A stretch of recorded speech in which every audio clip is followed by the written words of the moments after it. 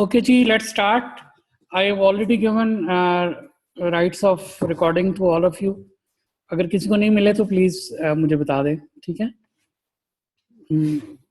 From my side, I have given you all of you.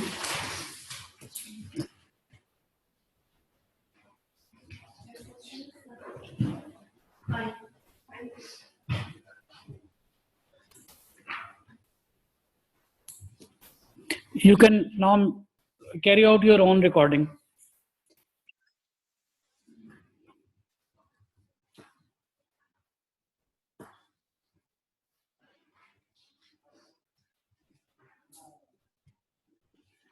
Okay, ji, now we start.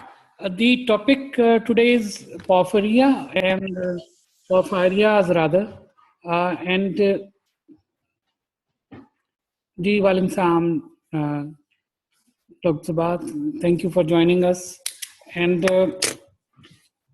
this is one of the difficult topic or complicated topics of the chemical pathology.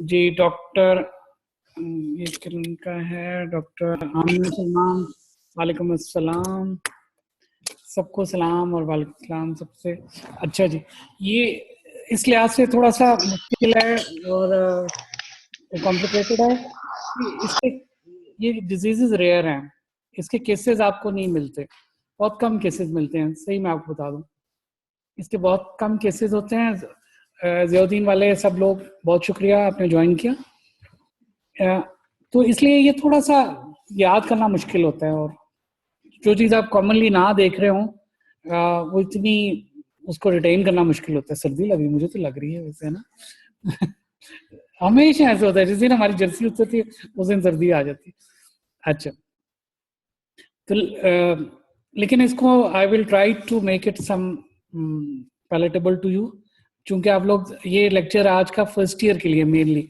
बिल्कुल नए लोगों के लिए तो जो senior हैं वो थोड़े से डिसपॉइंट होंगे क्योंकि ज़्यादा हम इतनी कॉम्प्लिकेटेड चीज़ें डिस्कस नहीं करेंगे so now we will formally start the lecture एक छोटा सा केस आपको पहले मैं सुनाता हूँ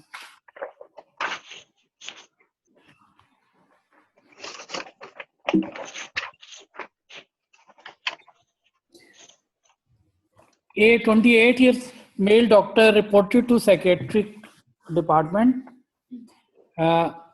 in acute confusional state. ठीक है और से सुनिएगा He reportedly shouts loudly some difficult, unknown, unrecognizable medical terms. ऐसी चीजें बोला था जो किसी को समझ नहीं आ रही थी अजीब और गरीब लफ्ज बोला ठीक है He was all right 1 week ago and he started studying porphyria.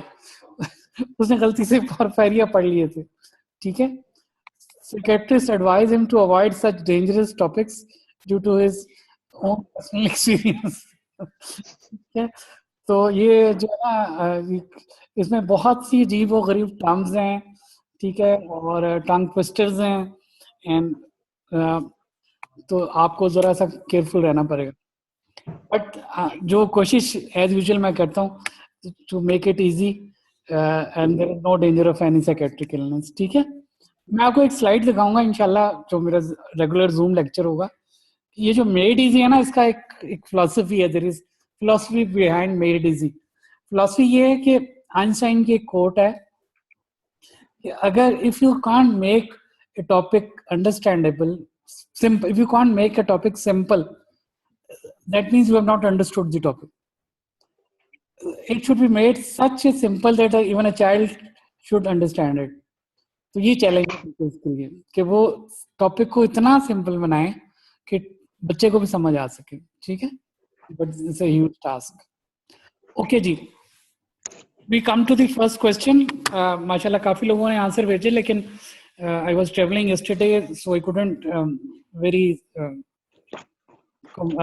comprehensively assess your answers. In the liver, heme is utilized. जी ज़्यादातर लोगों ने क्या लिखा फौरन आंसर आ रहे हैं जी धड़ाधड़ माशाल्लाह In liver, heme is utilized primarily for the production of which of the following compounds? हाँ जी, इधर से शुरू करते हैं डॉक्टर सालिया से।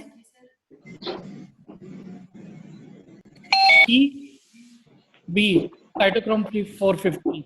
फिर से चैट में क्या है जी, आंसर देखते हैं।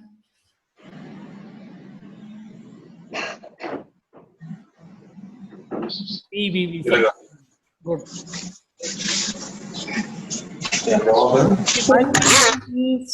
किसी के माइक ऑन है, फिर मुझे म्यूट करना पड़ेगा सबको। ठीक है, ये सही है आंसर आपका, साइटोक्रोम 450। तो हेमाटोलॉजिस्ट वालों के लिए ग्रेट न्यूज है। न्यूज ये है कि heme is not only present in RBCs, heme is present at many other places also. Heme is an ubiquitous, ubiquitous का क्या मतलब होता है? हर जगह, which is present at every place. Heme is present at many places and one of them is, sorry मुझे mute करना पड़ रहा है आपको, किसी का माइक ऑन है।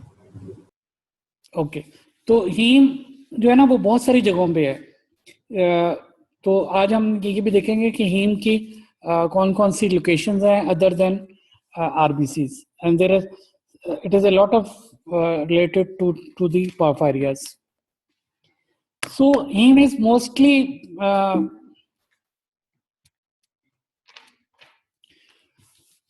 you mostly used for incorporation into hemoglobin and red cell. एक तो इसकी लोकेशन आरबीसीज तो है हीम की, जो आप with which you are very much familiar with, but heme is also present in the cytochrome 450. cytochrome 450 क्या चीज है? Enzyme है. This is an enzyme system, very important, very important enzyme system, which is mainly present in the liver, but it is present in other tissues also. So इसके अलावा भी haem के बहुत सारी लोकेशंस हैं. एक catalase, wherever catalase is present, this enzyme, it is heme is part of it. Myoglobin you are familiar with, and nitric oxide synthase. These are the few examples of heme containing substances in the body. The next question is most common human porphyria. We straight away come to the porphyrias. हाँ जी, ये जरा different answer आए हुए थे, मैंने थोड़ा सा जो सरसरी देखा था। इसी में आपका क्या है? Acute intermittent पोर्फायरिया। जी, इधर से क्या आंसर हैं लोगों के?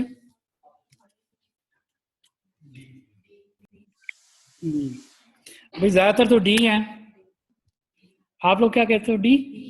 डी जी, इसी में। अब आप बताइए। एक किया तुमने भी, अहमद ने भी एक किया, मुबीन डी है। हाँ, D is the correct answer. Porphyria cutaneous tarda. This is the most common porphyria. The most common porphyria is Porphyria cutaneous tarda. ठीक है, आगे आ जाओ, कोई बात नहीं बेटा, इधर आ जाओ। If I ask you which one is the most common acute porphyria, then it is AIP. Most common acute porphyria is AIP. ठीक है, और अगर आप AIP को थोड़ा सा पढ़ लेना गौर से, तो आपको बहुत क्लिनिकल हेल्प मिलती है।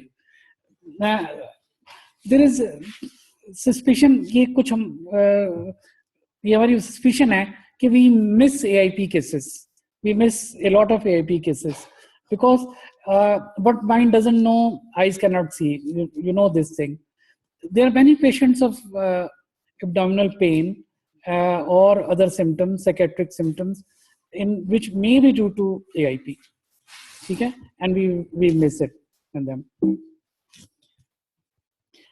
This next slide is the core of today's lecture, and this I will repeat it several times. This diagram will be repeated several times, and this is a very nasty diagram. I'm sorry for that. It shows the pathway of synthesis of heme from amino acids. Amino acids से heme बनने का जो pathway है, that is depicted in this diagram. And on the left side of this diagram, you can see the mitochondria and the cytoplasm. In the center is cytoplasm, and in the periphery, it is mitochondria. So some steps of this metabolism, some steps they are in the mitochondria and others are in the cytoplasm. The story starts with two amino acids. Two amino acids are glycine and succinyl-CoA. Glycine and succinyl-CoA, they combine, and by the enzyme ALA synthase, ALA synthase, what is ALA? Amino levulonic acid. Very good. 5 amino levulonic acid.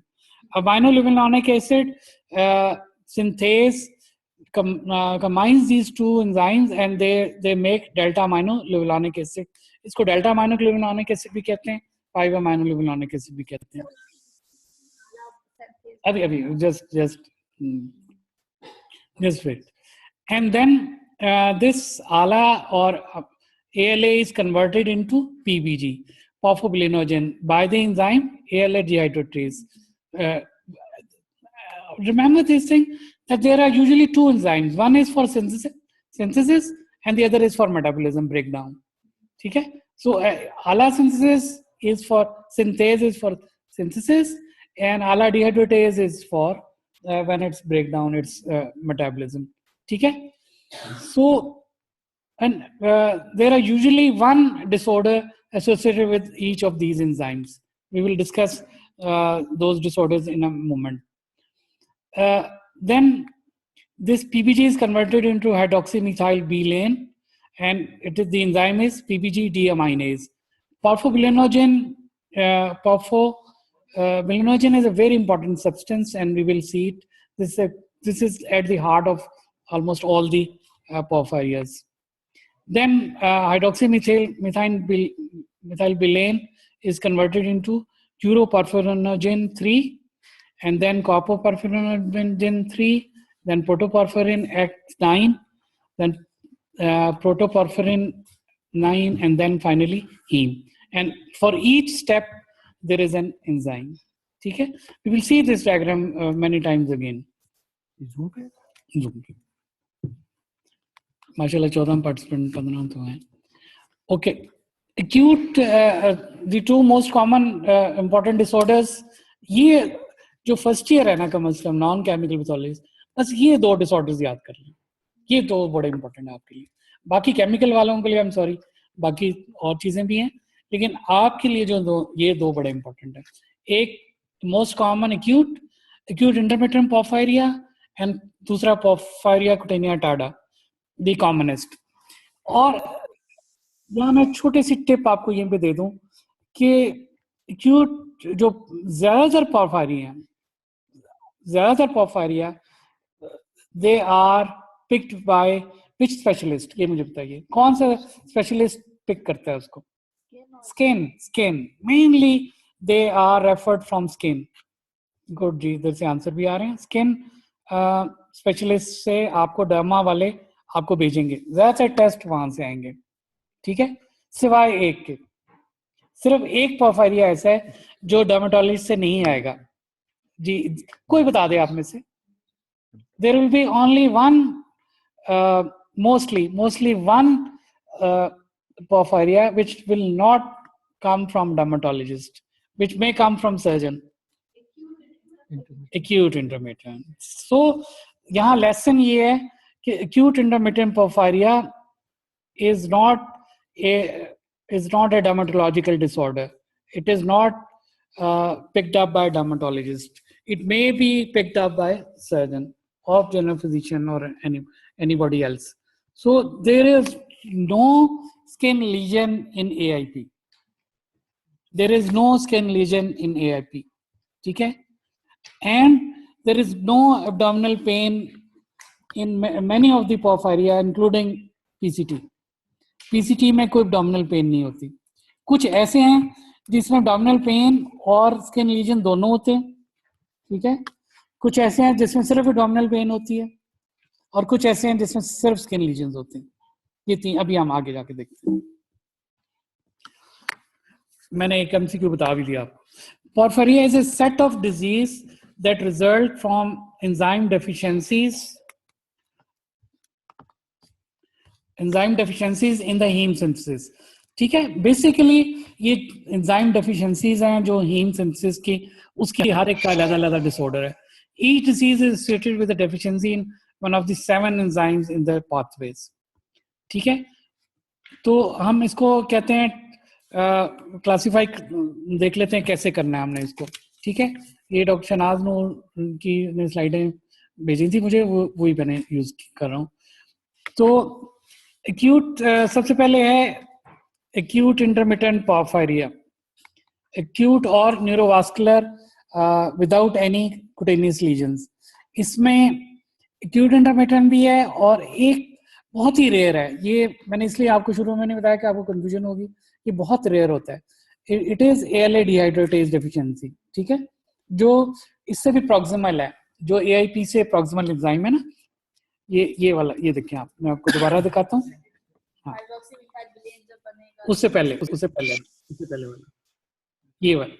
ठीक है, ये वाला जो enzyme डिहाइड्रेटेज deficiency से जो होता है वो भी इसमें शामिल है, जिसमें जो एब्डोमिनल पेन से प्रेजेंट कर सकता है without skin lesion. It is like AIP, ये बिल्कुल AIP की तरह है. ठीक है, तो ये 2 डिसऑर्डर्स हैं जो एक्यूटली प्रेजेंट करते हैं और without any skin lesion, cutaneous lesion present करते हैं. ठीक है, उसके बाद acute neurovascular with blistering cutaneous lesion, ऐसे जिनमें एक्यूट यानी न्यूरोवास्कुलर सिम्टम्स भी होती हैं और स्किन लीजन भी होता है. ये 2 हैं, वेरीगेट पोर्फायरिया एंड हेरेडिटरी कॉर्पोपोर्फायरिया. ठीक है, अगर ये स्लाइड बस आप याद कर लेना तो इससे आपको कम से कम थोड़ी सी इंट्रोडक्शन हो जाती है और कुछ कवरेज हो जाती है इसकी टॉपिक की. एक्यूट और neurovascular with blistering cutaneous lesions, इसमें VP है, variegate porphyria and hereditary coproporphyria, HCP. उसके बाद है non acute with blistering lesion, जिसमें ब्लिस्टरिंग लीजन होते हैं लेकिन इसमें एक्यूट सिम्टम्स नहीं होते. उसमें PCT है, पोर्फायरिया कुटेनिया टार्डा, और उसकी एक और वैरायटी होती है जिसको हेपेटिक एरिथ्रोपोइटिक पोर्फायरिया कहते हैं. ठीक है, इसको आप छोड़ दें बेशक. और एक उसके साथ है, जरा इंपॉर्टेंट है, कंजेनिटल एरिथ्रोपोइटिक पोर्फायरिया, CEP. सो जो 2 सिर्फ एक्यूट वाले हैं वो AIP, मेनली उसमें AIP है. 2 जो जिसमें एक्यूट पेन प्लस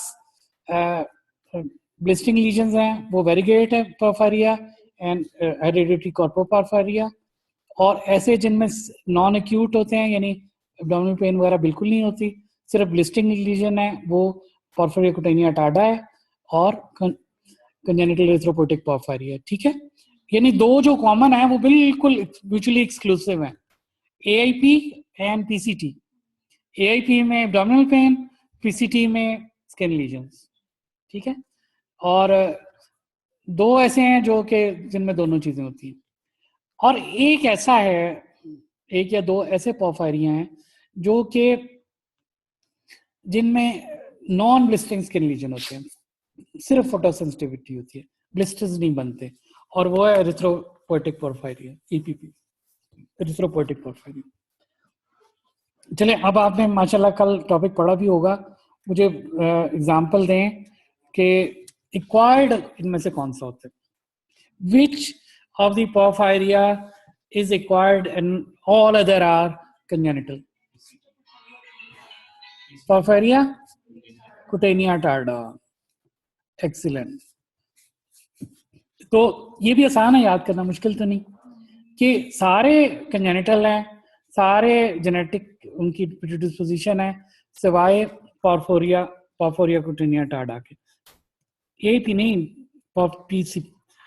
PCT. ठीक है, PCT ऐसा है जो एक्वायर्ड होते हैं. ठीक है, इसकी एक कंजेनिटल वैरायटी है.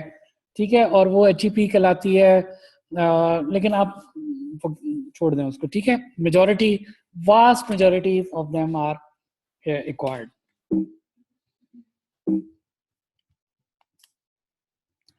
तो ये बड़ी अच्छी एक डायग्राम है कि न्यूरोसाइकेट्रिक और जो सिर्फ न्यूरोसाइकेट्रिक हैं, और एक मिनट, जो सिर्फ न्यूरोसाइकेट्रिक हैं, acute intermittent porphyria, plumbanism is lead toxicity, वो बिल्कुल सेपरेट चीज है।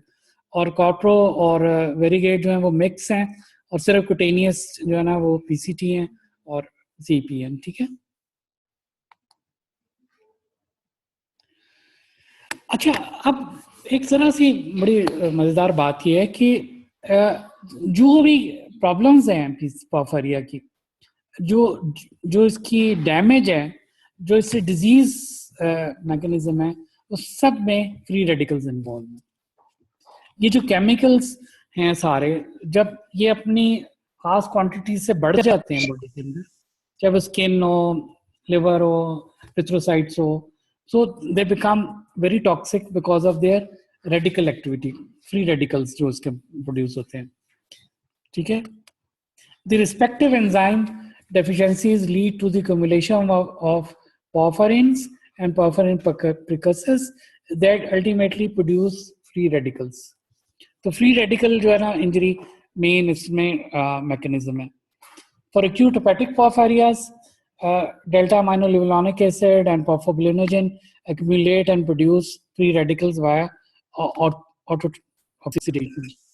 For erythropoietic porphyria, uroporphyrins, corpoporphyrins, protoporphyrins, ये तीन जो मेन जो है ना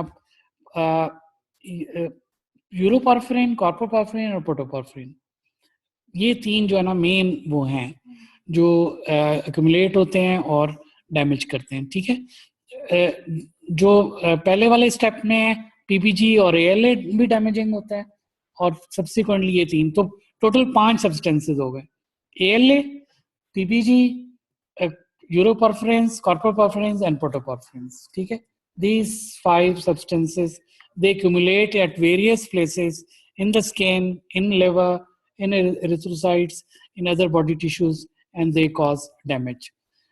The generated free radicals participate in oxidative stress reactions such as lipid oxidation and protein cross-linking that lead to membrane and mitochondrial damage, ultimately promoting cell death.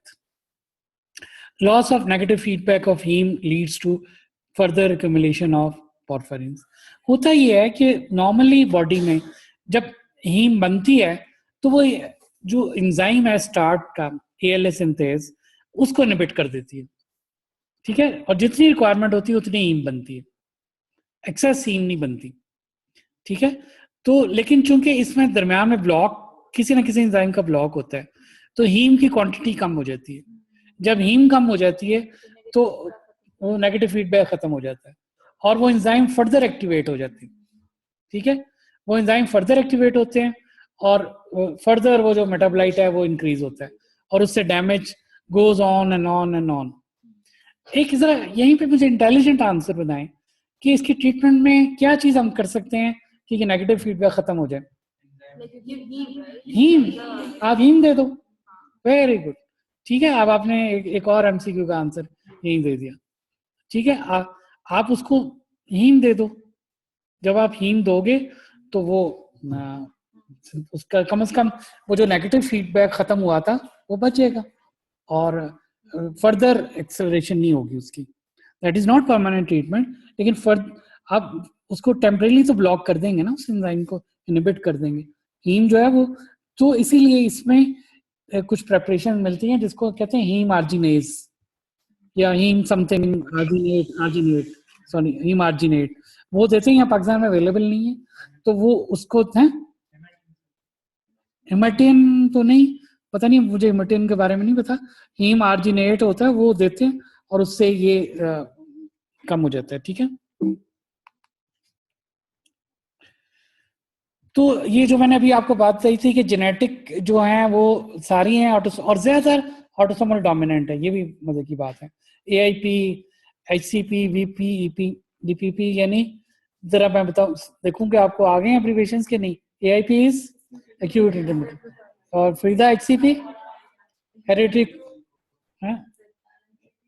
Heredity कॉर्पोपायरिया, VP वेरीगेट और EPP reporting corporate, और autosomal recessive ADP है, ADP is alanine डिहाइड्रेटेज पोर्फायरिया, alanine डिहाइड्रेटेज जो शुरू का enzyme पहला, और CEP congenital एरिथ्रोपोइटिक पोर्फायरिया, ये autosomal recessive है और रिक्वायर्ड जो है ना पीसीटी है सिर्फ, पोर्फायरिया कुटेनिया टाडा, which is the most common, that's why ये कॉमन है कि रिक्वायर्ड है ये, ठीक है।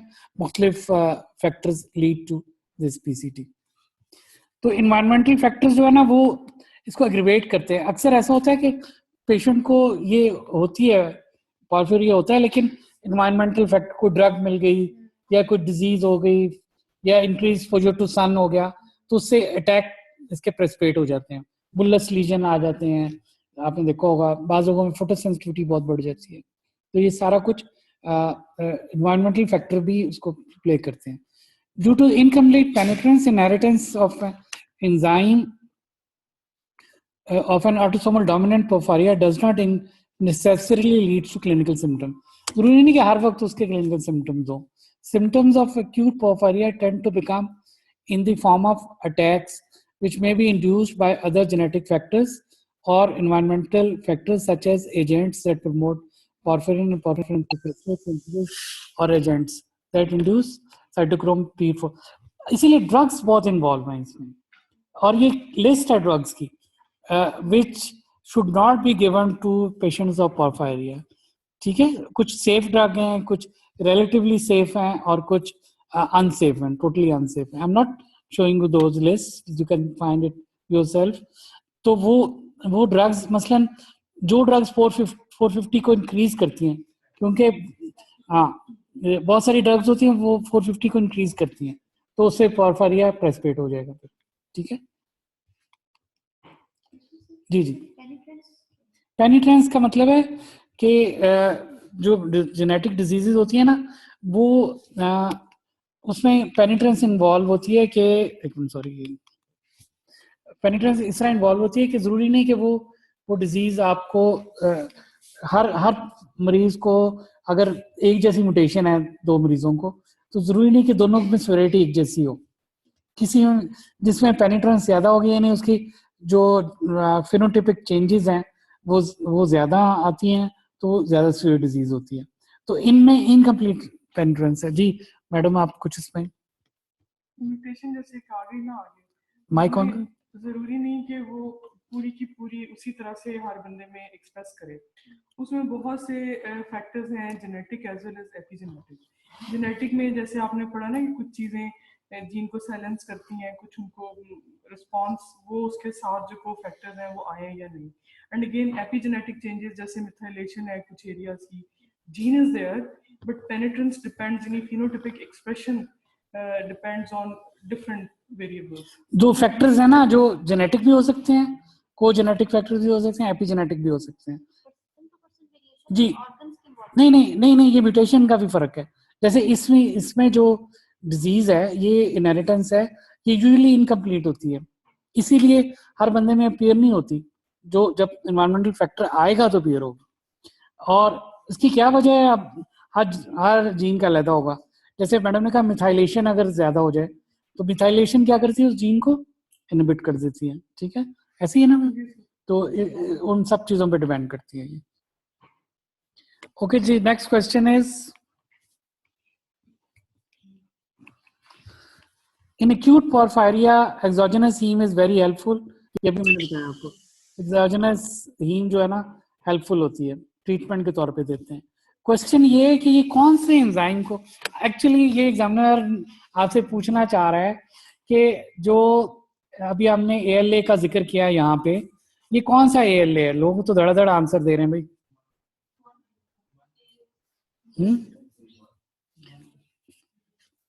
इधर से क्या आंसर आ रहे हैं?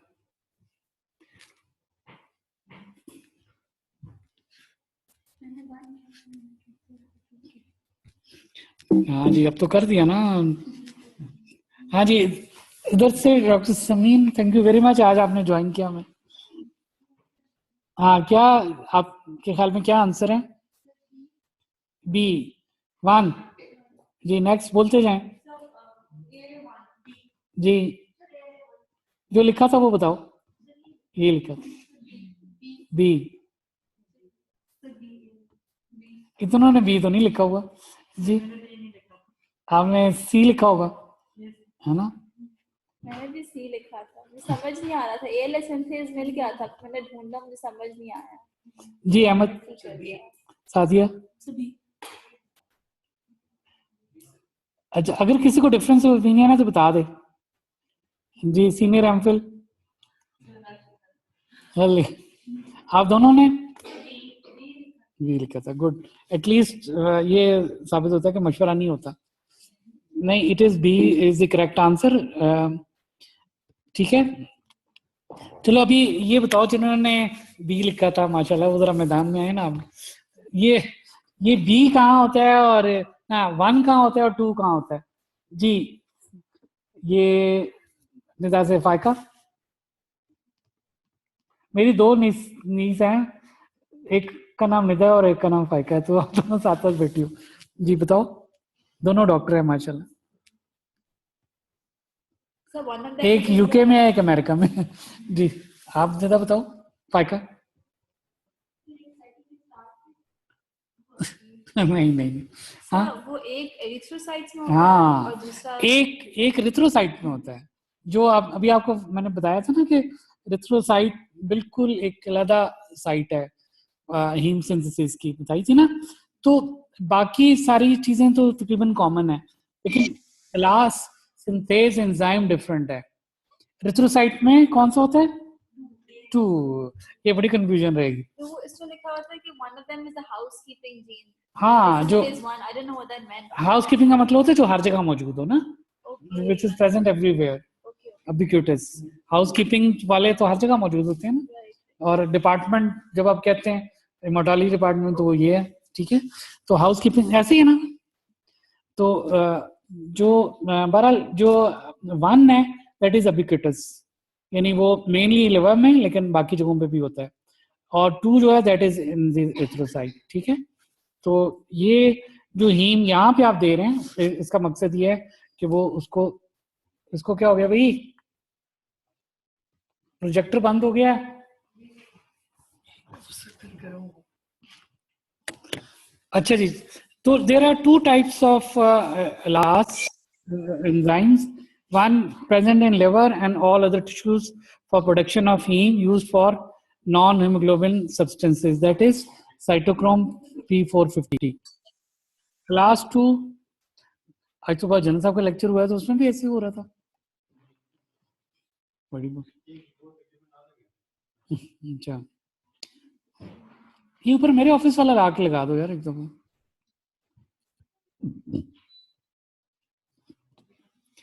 Class 2 is present in the erythrocytes for production of hemoglobin. चलें आप मुझे ये बताइए, now you have read last 1 and last 2, ठीक है। अब ये खास हेमाटोलॉजी वाले हाथ खड़ा करें इधर, हेमाटोलॉजी वाले।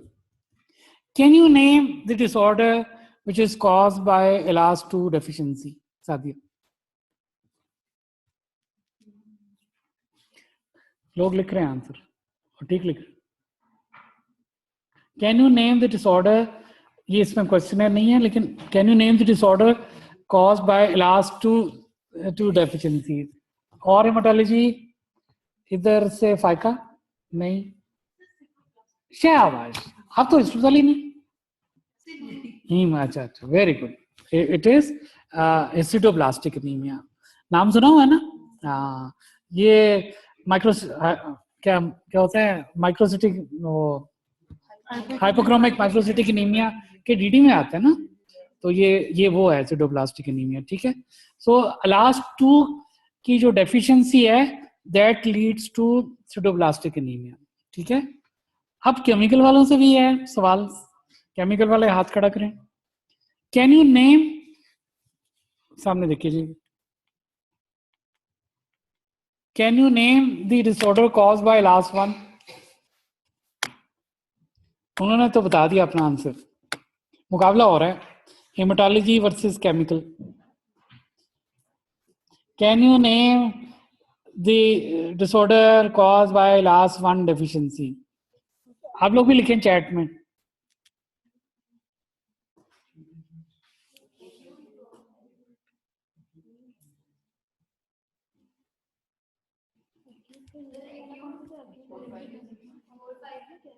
बोलते जाएं।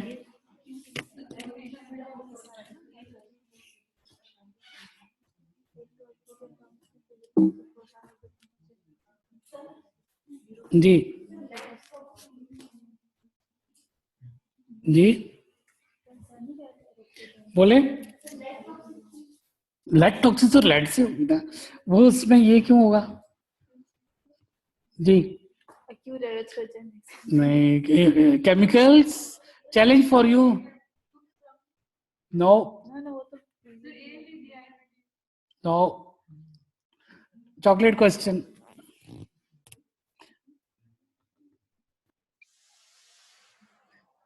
नो, ये इधर से भी आंसर अभी तक मेरा ख्याल है करेक्ट नहीं आया। एक मिनट में चेक कर लूंगा। इधर से एक करेक्ट, 2 करेक्ट आंसर आ गए हैं। सहमा याद नहीं आ रहा है, कोई बात नहीं, कोई बात नहीं। ये आंसर है इसका, नॉन नोन, कोई भी नहीं है। ठीक है, कोई इसका कोई disorder is not known. Thank you, good जी। ये 2 डॉक्टर्स ने बताया था पेरिफेरी से, साइमन ने भी बताया। एक डॉक्टर सबात ने और डॉक्टर सुंबल ने, साइमन ने भी इधर से बताया। तो दोनों ये याद रखिएगा, इसका कोई डिसऑर्डर नोन नहीं है। ऐसा भी होता है ना ठीक है ना, सिख वाला लतीफा होता है ना, तो ऐसा भी होता है कि कोई डिसऑर्डर ना हो किसी से। ओके जी, then we come to the poisoning of which of the following metals resembles acute porphyria due to accumulation of ALA। ये भी हेमाटोलॉजी वालों के लिए खास तोहफा है ये सवाल। Lead poisoning, very good. ठीक है, तो यहाँ से पीछे भी नौरीन ने लेड कहा था। तो लेड जो है ना, वो पॉइजनिंग में हम यही करते हैं, ALA चेक करते हैं। ALS एंजाइम नहीं करते, ALA करते हैं, अल्फा अमीनो लिवोनिक एसिड। वो मतलब कोई नया टेस्ट नहीं, पुराना टेस्ट है। आप कॉलम क्रोमेटोग्राफी वगैरह पे करते हैं। 1-2 प्रोजेक्ट्स हमने करवाए थे किसी को। ठीक है, और बाकी हेमाटोलॉजी की फाइंडिंग होती है। लेकिन इसका फाइनल टेस्ट कौन सा होगा लेड पॉइजनिंग का? केमिकल वाले बताएं। केमिकल के असल में सीनियर लोग नहीं है। इसका फाइनल टेस्ट कौन सा होगा? एक लेड पॉइजनिंग का केस सस्पेक्ट करें और वो एफएफपी में है, final test atomic absorption. Atomic absorption tandem से नहीं करने की जरूरत, एटॉमिक एब्जॉर्प्शन। ओके जी, तो लेड टॉक्सिटी बिल्कुल इससे बहुत रिलेटेड है, पोर्फायरिया इससे बहुत रिलेटेड है, and much much more common than porphyria. तो lead toxicity is a very common thing. ठीक है, और आपको पता है हेमाटोलॉजी की फाइंडिंग्स हैं कुछ, बेसोफिलिक स्ट्रिपलिंग वगैरह, वो सब इससे ताल्लुक है। तो lead exposure causes increase ALA due to replacement of zinc by lead in the enzyme. असल में ALA के अंदर जो है ना, वो होता है, जिंक होता है। तो जब लेड टॉक्सिसिटी होती है, that zinc is replace by lead, और that no more is active, उस पर फिर एंजाइम नहीं एक्ट कर सकता। ओके जी, the next question is the commonest presenting clinical feature of acute. ये तो मैंने बता दिया आपको, अगर कोई सो रहा हो तो। हाँ, सीवियर कॉन्स्टिपेशन होती है ना, है श्योर? अच्छा, एब्डोमिनल पेन।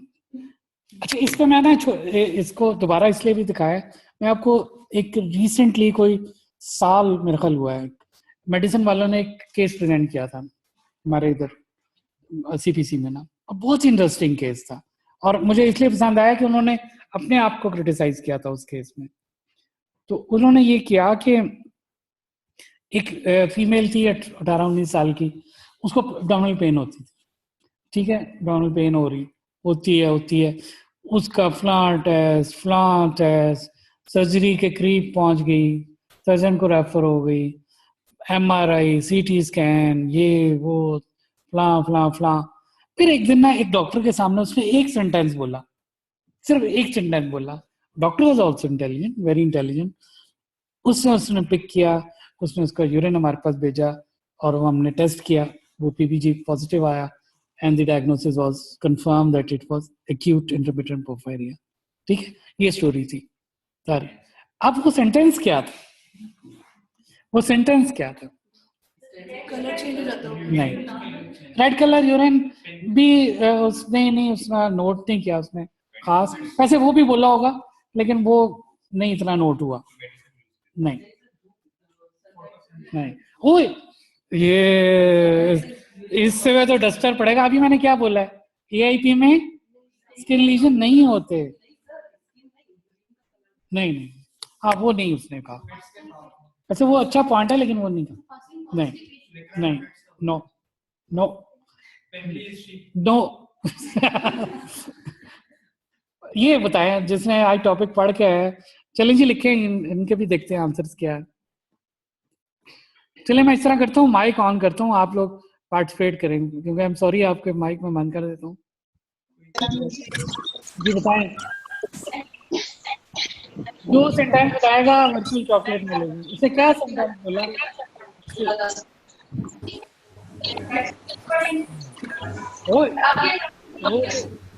वो तो पीसीटी होता है.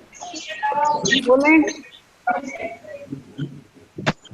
एक सेंटेंस बोला और डॉक्टर ने पिक कर लिया उसको. नहीं हाँ? क्या कहा उसने?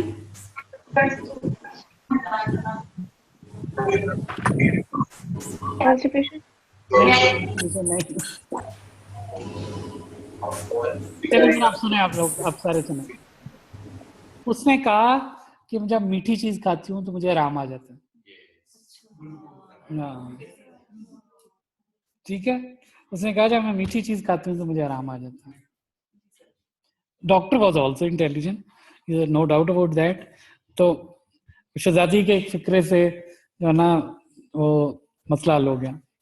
ठीक है, वो नहीं होती वो 3 उसने क्या एक दफा देखा, दूसरी बार देखने की आवाज, तो वो जो अलिफ लैला की दास्तान होती, तो इस तरह की स्टोरी है. तो वो फिर उसको जब ड्रिप्स लगती थी तो उसको आराम आता था. तो उससे मुझे थोड़ा सा हम लोगों को ये होता है कि ये हमारे जीपी जो ड्रिपें लगाते हैं और मरीज को आराम आ जाता है, वे भी कितने उनमें से एआईटी होते हों और वो ठीक हो जाते हों, सिर्फ ड्रिप लगाने से ठीक हो जाते हों.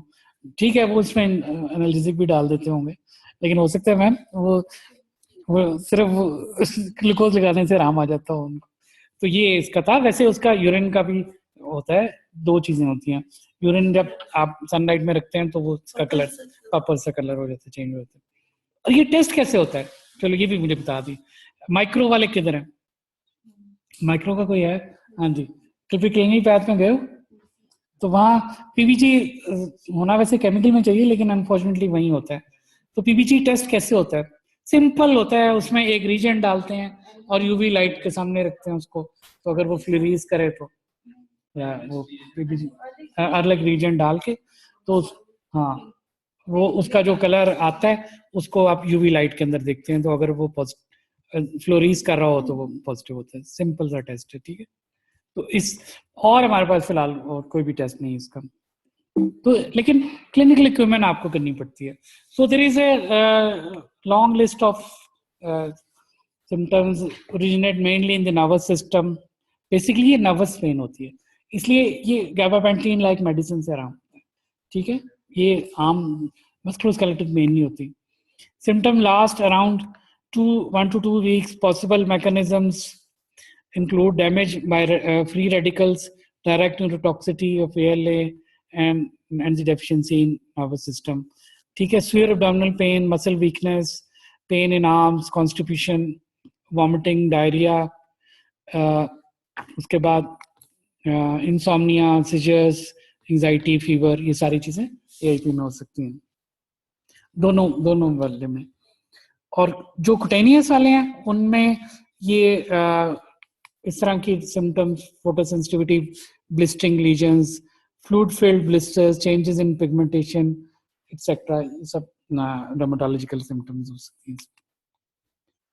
ठीक है जी, नेक्स्ट क्वेश्चन इज, ये बड़ा मजेदार सवाल है लेकिन आपको अब इसका आंसर आ गया होगा. ठीक है, 31-year female doctor has recently been diagnosed as a patient of acute intermittent porphyria. She shows you a list of factors she has downloaded from internet to prevent participation of an acute attack. हाँ जी, तो ये answer आपने बहुत से लोगों ने ठीक लिख के भेजा था, तो उस मेरे पेशेंट के बारे में मैं क्यों भूल गए फिर ये? आंसर तो आप लोगों ने ठीक लिखे थे, ठीक है, बी ज्यादातर है, ठीक है, गुड।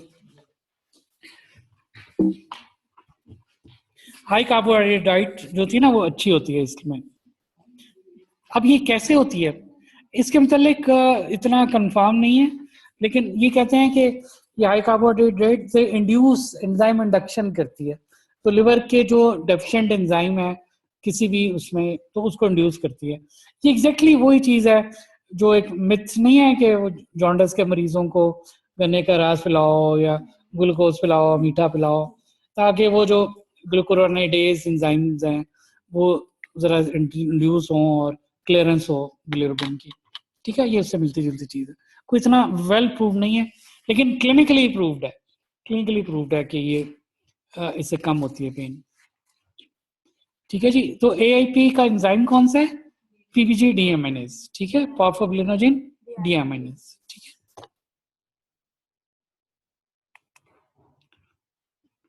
है। तो AIP second most common cause by deficiency of PBG deaminase, metabolite porphobilinogen accumulate in cytoplasm, symptoms वगैरह अभी हमने देख लिया है। तो ट्रीटमेंट इसमें इमाजिनेट देते हैं, ठीक है, इमाजिनेट से अगर मिल जाए तो आराम आता है। अच्छा जी, अब हम आते हैं PCT की तरफ। This question pertains to PCT कि एक आउटब्रेक हुई पोर्फायरिया की टर्की में, ठीक है,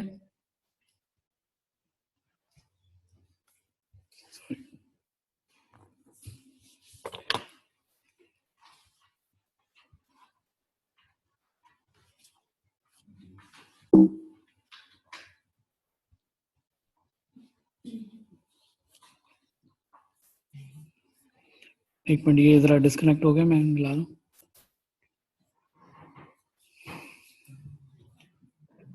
अच्छा, आप लोगों को नजर आ रहा है ना ठीक?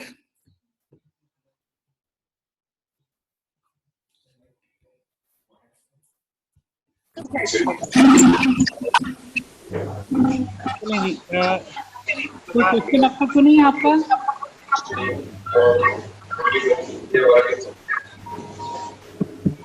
अच्छा, इसमें मुख्तलिफ आंसर आए थे आपको, आप लोग अभी बता रहे हैं कौन सा आंसर है?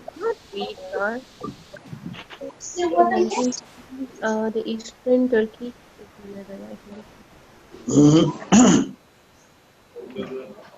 And outbreak of porphyria. इसमें था treatment of wheat with a fungicide use. आप लोगों ने भी ये लिखा है? सही है, ये आंसर बिल्कुल ठीक है। ये एक्चुअली ये क्वेश्चन इसलिए बनाया गया था कि आपको बताएं कि जो हैं PCT है, it can be due to many factors. It can be due to many factors. There is not one factor which can lead to PCT because it's an acquired disease. ये याद रखें, acquired. तो acquired disease है, इसलिए drug से भी हो सकता है, टॉक्सिक सब्सटेंसेस से हो सकता है, दूसरी चीजों से हो सकता है ये।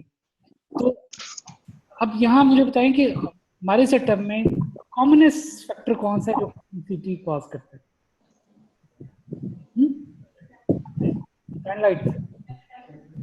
Hepatitis, very good. क्या चीज?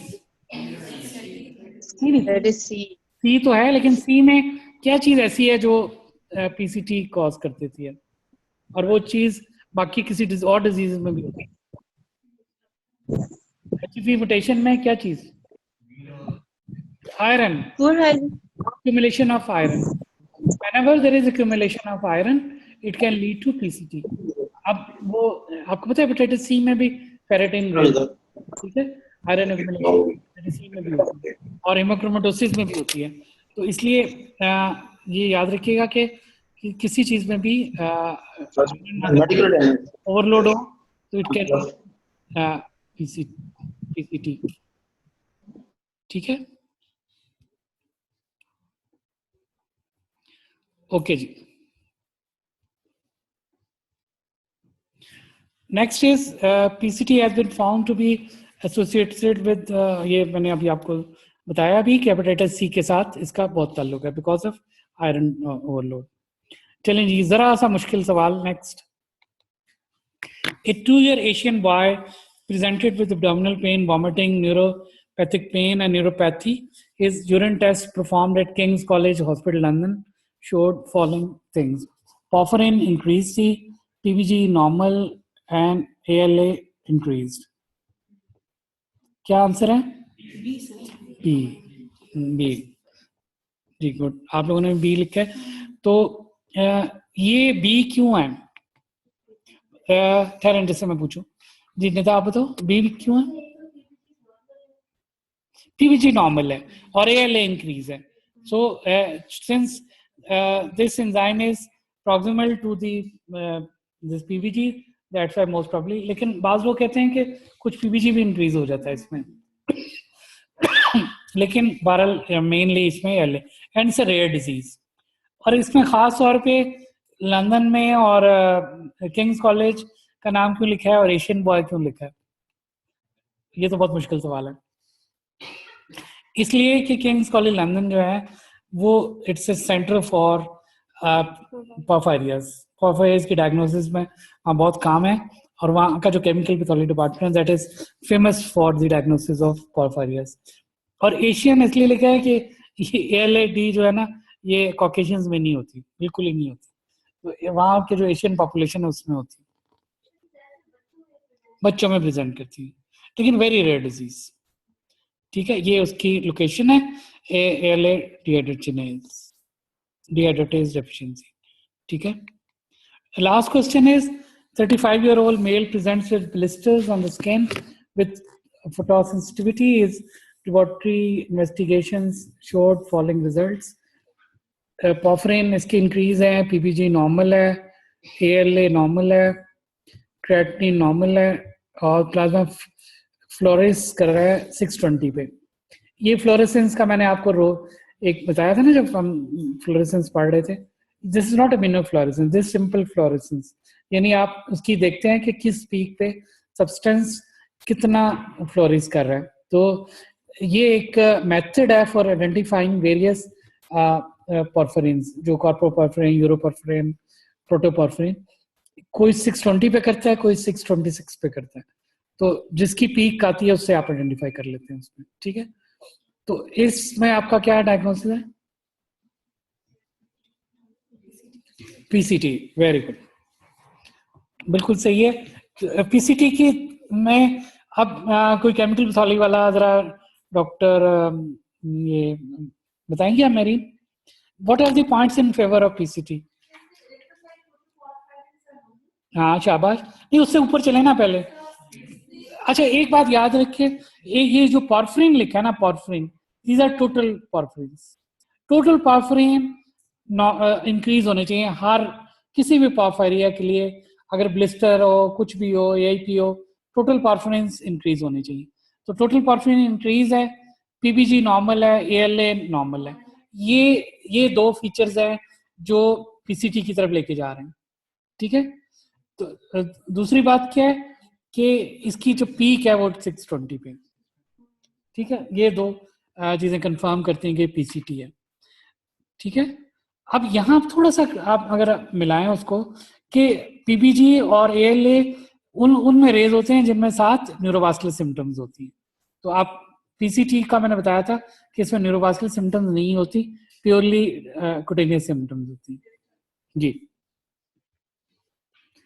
तो ट्रीटमेंट जो है पोर्फायरिया की, उस पर वर्ड ग्लूकोज आप दे सकते हैं, फ्लेबोटमी कर सकते हैं, फ्लेबोटमी से हेल्प मिलती है, सेडेटिव्स दे सकते हैं, पेन में ओपिएट्स जो होते हैं ना, जैसे मैंने किया उससे सिंथेटिक ओपिएट्स, गाबापेंटीन वगैरह, उससे हेल्प होती है, हीमार्जिनिन दे सकते हैं आप, ठीक है। तो ये सारे ट्रीटमेंट मोडेलिटीज हैं इसकी। यहाँ मैं स्टॉप कर रहा हूँ, इसके बाद जो है ना ये इंडिविजुअल है और जो मैंने बताया फर्स्ट ईयर के लिए इतनी ज़रूरत नहीं है, जो केमिकल वाले हैं बाकी वो प्रेजेंटेशन खुद देख लेना। तो आपके लिए जो दो ग्रुप्स में या दो मेन जो डिसऑर्डर हैं वो AIP है एंड PCT है, ठीक है।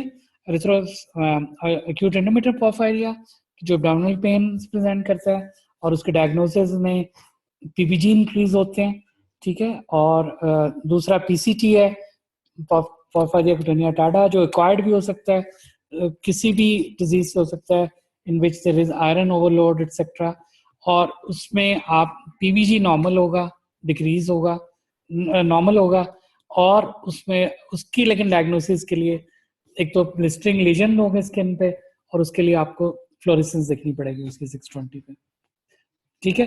तो अगर ब्लिस्टरिंग लीजन आपके पास आ जाए और आपका डर्मेटोलॉजिस्ट कहे कि मुझे डायग्नोज करके दो, तो हम ये जो हमारे पास टेस्ट है PPG का, इस पे PCT डायग्नोज नहीं हो सकता, याद रखिएगा। You do not exclude porphyria by simply doing PPG। PPG अगर नेगेटिव आ जाता है, लो आ जाता है, तो सारे पोर्फायरिया एक्सक्लूड नहीं होते, PCT बिल्कुल एक्सक्लूड नहीं होता उससे। तो फिलहाल उसके उसके पाकिस्तान में नहीं है, कहीं पे भी और फैसिलिटी नहीं है, ठीक है। और लास्ट में इसमें चीज आपको ये बताना चाह रहा हूँ कि इसका फाइनल डायग्नोसिस, किसी भी पोर्फायरिया का final diagnosis lies with no, not histopath, not at all histopath, no, नहीं। एटॉमिक्स ऑप्शन में तो मेटल्स का करते हैं ना जी। बोलें आप लोग, बोलें sir. Genetics, genetics, very good, excellent, genetics. Final diagnosis lies with Madam Zujaja, except for, अच्छा उस जिन्होंने बताया जरा वो इसकी एक एक्सेप्शन बता दें, किसमें जेनेटिक फाइनल डायग्नोसिस नहीं करेगा? PCT में नहीं करता, ठीक है। बाकी सबकी फाइनल डायग्नोसिस जेनेटिक्स से। जो एंजाइम डेफिशिएंट है उसकी जो जीन है, मतलब यूरोड जीन मशहूर है, यूरोस जीन है, यूरोड जीन है। यूरोड इज यूरोकार्बोफिनोजेन डिकार्बोक्सिलेज, और यूरोस यूरोकार्बोफिनोजेन सिंथेज। तो उनकी अपनी अपनी जीन्स आप करते हैं, ठीक है, और उससे फाइनल डायग्नोसिस होता है। Thank you very much. मैं माइक ऑन करता हूँ, अगर आपका कोई क्वेश्चन हो तो आप पूछ लें।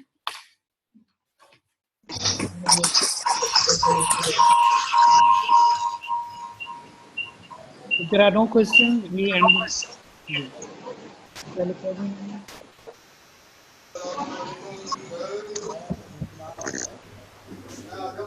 Thank you. चैनल पे video Thank you very much. अपनी रिकॉर्डिंग आप सेव कर लें। खुदा हाफिज़।